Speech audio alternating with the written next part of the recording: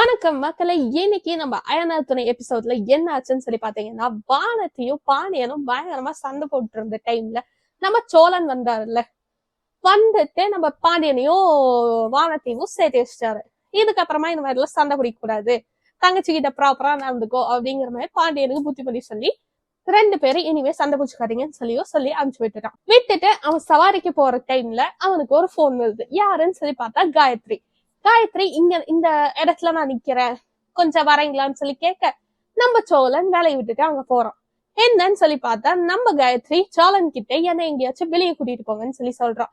அவளை எப்படி அவாய்ட் பண்றதுன்னு தெரியாம நம்ம சோழன் எனக்கு வேலை இருக்கு, அதை விட்டுட்டு என்னால வர முடியாதுன்னு சொல்லி சொல்றான். அதுக்கு காயத்ரி, நீங்க ஒவ்வொரு நாள் ஒவ்வொரு மாதிரி பேசுறீங்க, ஒரு சில நாள் சூப்பரா பேசுறீங்க, ஒரு சில நாள் இந்த மாதிரிதான் பேசுறீங்க அப்படின்னு சொல்லி சொல்றாங்க. உடனே நம்ம சோழன் இல்ல அப்படி எல்லாம் எதுவும் இல்ல, நான் நார்மலா தான் பேசுறேன்னு சொல்லிட்டு, சரி எனக்கு டைம் ஆச்சு நான் கிளம்புறேன்னு சொல்றான்.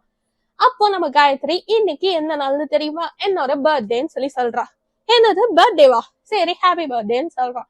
ஏன் கையெல்லாம் குடுக்க மாட்டீங்களா அப்படின்னு சொல்லி கேட்க, கை கொடுத்து ஹாப்பி பர்த்டேன்னு சொல்றான். விஷ் பண்ண கையோட நம்ம காயத்ரி என்ன சொல்றாங்கன்னு பார்த்தா, என்னோட பர்த்டே முன்னாடியே உங்களுக்கு தெரிஞ்சிருந்தா நீங்க எனக்கு கிஃப்ட் எல்லாம் வாங்கிட்டு வந்திருப்பீங்கல்ல அப்படின்னு சொல்லி கேக்குறாங்க. அதுக்கு நம்ம சோழன் முடிச்சுட்டு, ஆமாங்க அப்படின்னு சொல்லி சொல்றான். ஒரு வழியா அவளை கட் பண்ணி விட்டுட்டு நம்ம சோழனும் கிளம்பிட்டான். அடுத்து வீட்டுல நம்ம பல்லவனும் சோழனும் உட்கார்ந்து பப்ஜி விளையாடிட்டு இருக்காங்க. அப்ப நம்ம நிலா உள்ள வர, இவங்க 2 பேரும் சீரியஸா விளையாடிட்டு இருக்கிறத பாக்க, ஒரு நிமிஷம் நிறுத்துங்கிறாங்கிற மாதிரி நம்ம நிலா சொல்றாங்க. அதுக்கப்புறம் நிலா ஆபீஸ்ல நடந்ததுலாம் பேசும்போது நிலாவோட பாஸ் அவளை காஃபி குடி கூப்பிட்டாருங்கிறத சொல்றான்.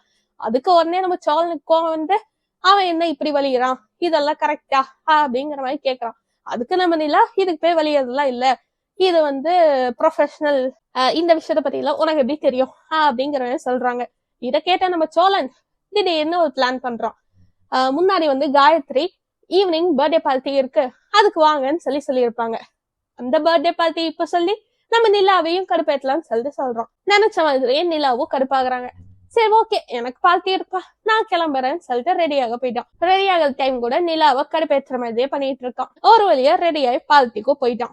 பார்ட்டிக்கு வெறும் கை வீசிட்டாங்க போனா. அங்க போனா நம்ம காயத்ரியோட எல்லா ஃப்ரெண்ட்ஸும் இருக்காங்க, ஒரு கூட்டமே இருக்கு. அந்த கூட்டத்துக்கிட்ட போயிட்டு நம்ம காயத்ரி கொஞ்சம் இவனை பார்த்து ஆளுங்கிற மாதிரி எல்லாம் சொல்லிட்டு இருக்கு. இத கேட்ட சோழனுக்கு ட்ராக் எங்கேயோ போதேங்கிற மாதிரி ஃபீலும் ஆயிருக்கு. சரி கேக் வெட்டலாம் வாங்கன்னு சொல்லி நம்ம சோழனை இழுத்துட்டு போக, நம்ம சோழனுக்கு ஒண்ணுமே புரியல. என்னடா இவன் ரொம்பவே சீரியஸா பண்ணிட்டு இருக்கா அப்படின்னு சொல்லி பாக்குறான். எனக்காக இந்த கிஃப்ட் வாங்கிட்டு வரலையா அப்படின்னு சொல்லும் போது நம்ம சோழன் அங்க இருக்க ஒரு பொக்கேல இருக்க ஒரு ரோஸ் இருக்கு, ஹாப்பி பர்த்டேன்னு சொல்றான். இத பார்த்த நம்ம காயத்ரி ப்ரப்போஸே பண்ணிட்டாங்கிற அளவுக்கு சந்தோஷப்படுறான்.